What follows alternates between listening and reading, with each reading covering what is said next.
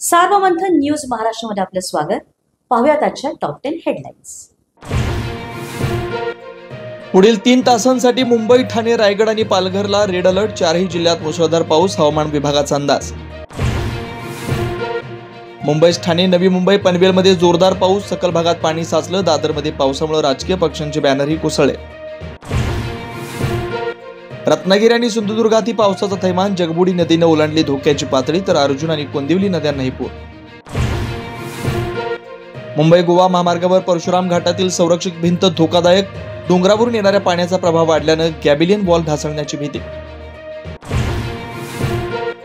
पुण्याच्या कोथरूडमधील सोसायटीत पाणी साचलं, ड्रेनेज पाईप फुटल्यानं दुकानांनाही फटका, तर कोल्हापुरात राजाराम बंधाऱ्यासह 7 बंधारे पाण्याखाली।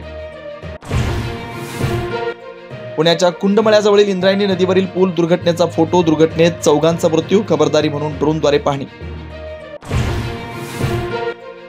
कुंडमळा पूल दुर्घटना आणि राजकोट किल्ल्यावरील पुतळा कोसळल्याप्रकरणी तत्कालीन सार्वजनिक बांधकाम मंत्री रवींद्र चव्हाण जबाबदार, राऊतांचा आरोप। 7 मंत्र्यांना अजून खासगी सचिवच नाही, शिवसेनेच्या सर्वाधिक 4 मंत्र्यांचा समावेश। काही अधिकाऱ्यांकडून ऑर्डरशिवाय खासगी सचिवांचं काम, चिंता कशाला करता, फडणवीसांचं उत्तर। माजी आमदार बच्चू कडूंना मोठा दणका, अमरावती जिल्हा बँकेच्या अध्यक्षपदाच्या पदावरून अपात्र, न्यायालयाच्या 1 वर्षाच्या शिक्षेचा ठपका ठेवत कारवाई, अन्नत्याग आंदोलनाचा परिणाम भोगावे लागतायत, कडूंची प्रतिक्रिया।